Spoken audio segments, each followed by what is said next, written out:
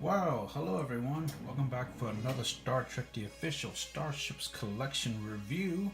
In front of me at long last, I have the extra large XL USS Voyager, Starfleet Registry NCC-74656. It's in an oversized box here, and of course I have a magazine to share with you first. So I will put this huge Goodooly aside, and then we'll get to the magazine first. Alright, so there's the magazine, and of course we have a lovely image of the ship on the cover, as well as some basic specification information. But before I get into that, I just want to point out that this magazine is slightly different than issue number 4. I believe that was the original Voyager issue we got. Can't believe it was 4 years ago almost already. And the magazine here says special issue because this is an oversized ship, and of course the content in this magazine reflects the difference. Alright, so it is considered Intrepid class, launched in 2371, 343 meters long, and 15 decks total. Turn the page. And this stand assembly and the specification, of course, is pretty much exactly the same as the original magazine that we got many moons ago. And of course, it was last seen on the episode Endgame, which also happens to be the last episode of the series. And it was designed by Rick Sternbach, and of course, it's captained by Captain Janeway herself. Turn the page. And rather than have a history and background information on the ship and its mission, etc., this magazine primarily focuses on what I call magazine filler. And this whole chapter, I guess you can call it, just basically talks about the origins of Star Trek Voyager, the show, and their character selections and choices and decisions, and some of the other production things that they did and thought about during that time, and more on that. And then it goes into crew profiles, almost like crew bios. So of course we have Captain Janeway as she appeared, of course, in the first season, and here is her bio, or really not much of a bio of the character as much as it is a little background information about the writers and producers thought process for the character, and so on. And I think all the rest of the characters have the same format. And here you have Chakotay, and more about his Maquis history, at least as far as the production standpoint goes, and where they got the inspiration and ideas from. And of course Tuvok. And you have Tom Paris, who happens to be probably my favorite character on Voyager. And you have B'Elanna Torres, and Harry Kim, and Neelix and Kess, of course. You have Doc Zimmerman, or simply referred to as Doc. Interestingly enough, there's no section on 7 of 9 or Icheb or any of those characters, and it looks like this magazine focuses on pretty much the first season. And because that was just 7 was like 4 years away from being thought of, or at least 3 years away. And here's another chapter or section about the new direction, the bold new direction that Star Trek Voyager was going to be going in, because Deep Space Nine was still on the air, probably I think it was in its 3rd season, just beginning its 3rd season. Next Generation had gone off the air maybe a couple of months before. Star Trek Generations was in theaters, and of course, the original series was probably on reruns too. And UPN at the time, the United Paramount Network, was just launching, and Star Trek Voyager was the first TV show to helm that new network by Paramount.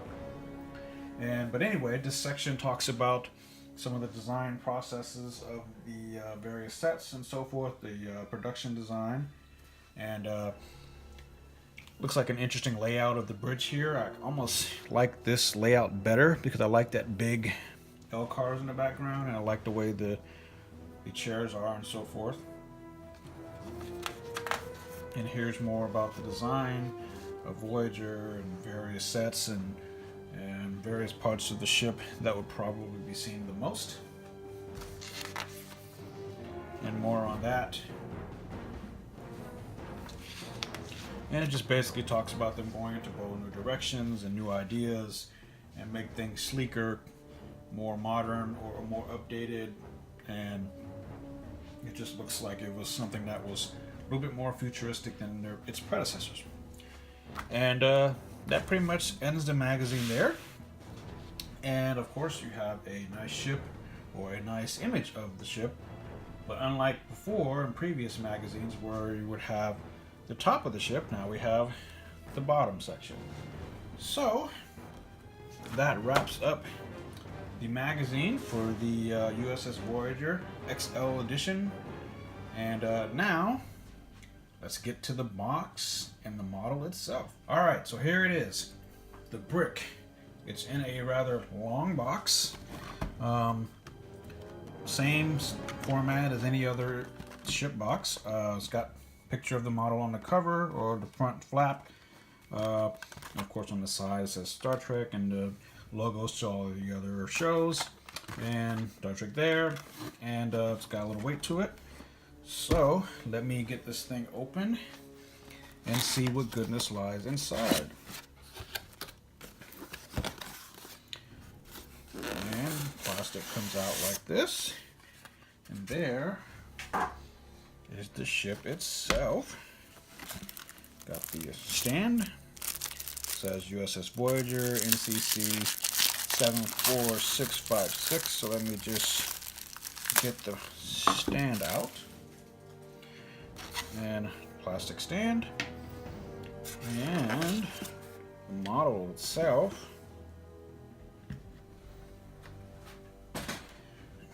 All right, and my first impression is, holy moly, this thing has some weight to it. You'll notice right off the bat that the detail is just fantastic compared to the issue number 4 that we got 4 years ago. This is a significant improvement over the original Voyager issue that we got. I mean, you can just clearly see it. Escape pods, hatches, registry is clear. Starfleet pendants, symbols, everything seems to be where it's supposed to be. Got the outline of the Aero shuttle there, which we also got in the collection a long time ago. And clear plastic for the warp nacelles. They do not fold up, in case anyone's wondering. The shuttle bay is detailed. You even got the shuttle bay doors kind of in there. You got it all. You got the Voyager registry on the back of the stern there. And it's just pretty fantastic, pretty freaking cool.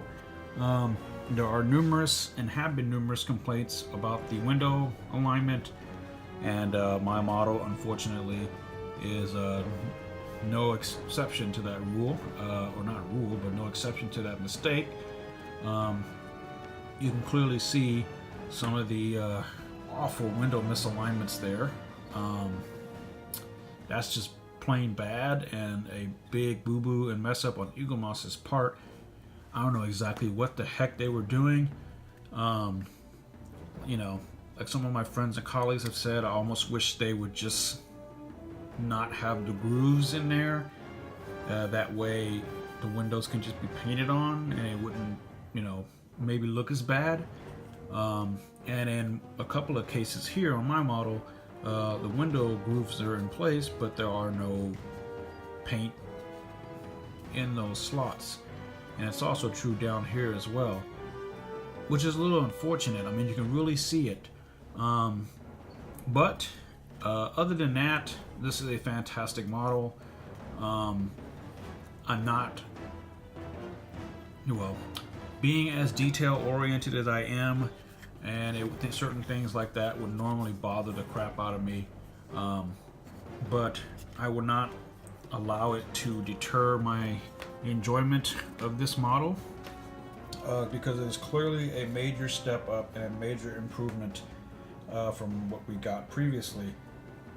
And it's probably the best die cast, well, really the only main best die cast of the Voyager that we got.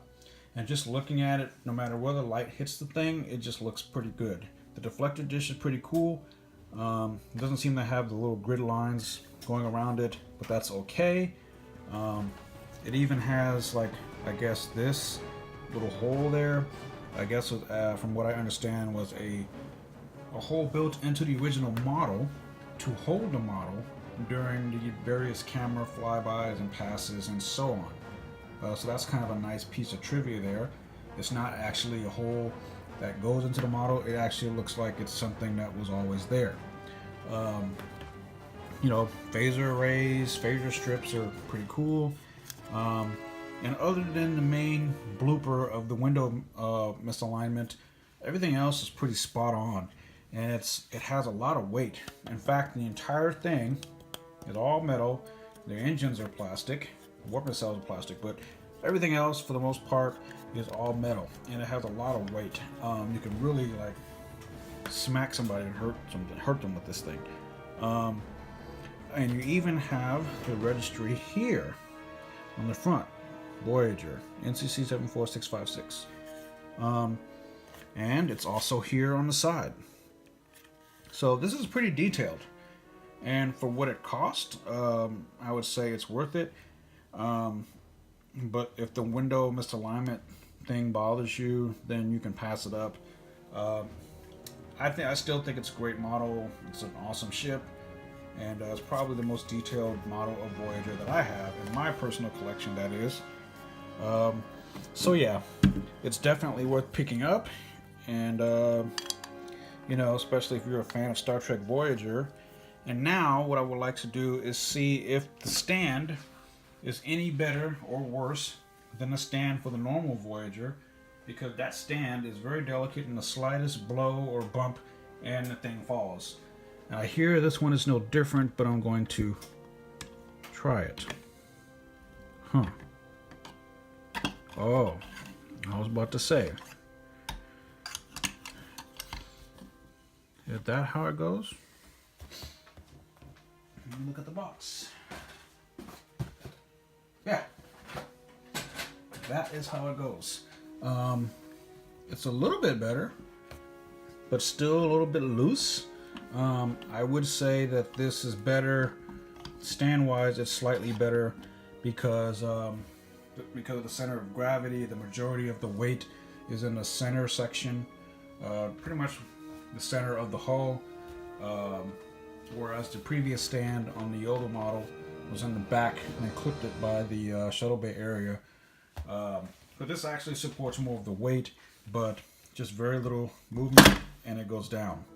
So you have to be careful if you do decide to get this model, and for those of my friends and colleagues who also have this model, you know, just be careful where you put it. You know, if you have it in areas where it's prone to fall, or things are going to bump into it or knock into it, or if you just by any chance go anywhere near it, you know, you might have an accident that you may regret. So just be careful. But other than that, and other than the window issue, as I pointed out earlier, it's a fantastic model, and I would recommend it to all of you and to all of my friends. And so yeah, that, my friends, is the extra large edition of the USS Voyager Starfleet Registry NCC-74656, seen on the Star Trek television series of the same name. And yeah, thank you all so much for watching. Any questions, comments, or anything about the model itself or anything, feel free to drop me a line down there, and I'll be happy to answer you and get back to you as soon as I am aware of it. So thank you so much for watching, and until then, live long and prosper.